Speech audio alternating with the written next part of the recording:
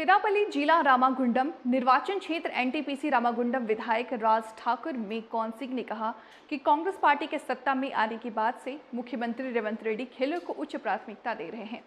Ramagundam NTPC जिला प्रजा परिषद हाई स्कूल में स्कूल गेम फेडरेशन के तत्वावधान में आयोजित संयुक्त रामागुंडम मंडल स्तरीय खेलकूद प्रतियोगिता में विधायक राज ठाकुर मुख्य अतिथि के रूप में विधायक राज ठाकुर मेकॉन सिंह ने कहा कि कांग्रेस सरकार ने खेलों को उच्च प्राथमिकता दी है और कहा है कि सीएम रेवंत रेड्डी चोरवा के साथ हैदराबाद में एक खेल विश्वविद्यालय स्थापित करने और राज्य में राष्ट्रीय अंतर्राष्ट्रीय स्तर की खेल प्रतियोगिताओं का आयोजन करने के लिए आगे आए।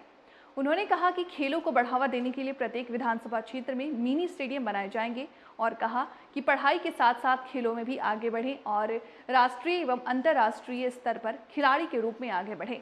उन्होंने कहा कि खेलों में भाग लेने वाले छात्रों का भविष्य उज्जवल होता है। खेल प्रतियोगिताओं में रामागुंडम, पूर्व रामागुंडम, पश्चिम क्षेत्र और अंतरग्राम पाल कुर्ती मंडल के लड़कों लड़कियों ने अंडर 14 और अंडर 17 श्रेणियों में कबड्डी, खो खो, वॉलीबॉल खेल प्रतियोगिता में भाग लिया। స్పోర్ట్స్ అథారిటీ చైర్మన్ గా ఆంధ్రప్రదేశ్ కు చేశాడు।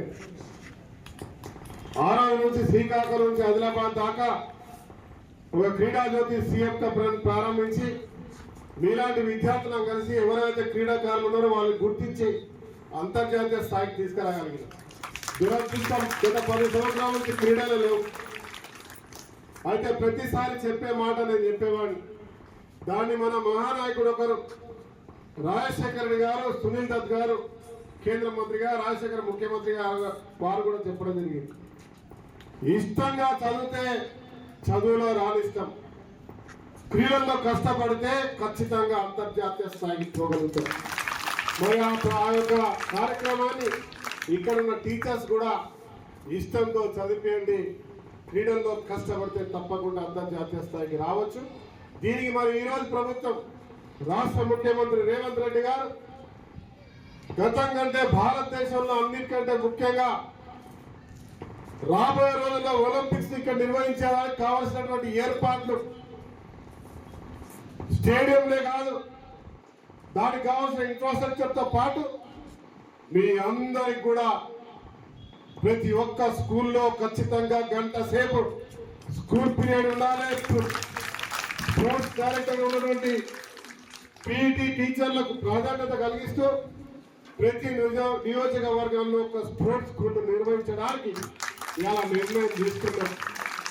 పెద్ద స్పోర్ట్స్ యూనివర్సిటీ కూడా 10th వరకే కాదు, ఇంటర్మీడియట్, 12th డిగ్రీ, ఇంజనీరింగ్ అన్ని కూడా ఉండే విధంగా ఆ స్పోర్ట్స్ లో ఉన్న వాళ్ళకి ఎక్కడ కూడా ఇబ్బంది లేకుండా రాణించే వాళ్ళకి, ఇక్కడ స్పోర్ట్స్ లో రాణించే వాళ్ళు ఎవరైతే ఉంటారో వారికి ఆడ ప్రాధాన్యత కలిగిస్తూ అంతర్జాతీయ స్థాయి క్రీడాకారుడిగా చేసే కార్యక్రమానికి శ్రీకారం చుడతాం।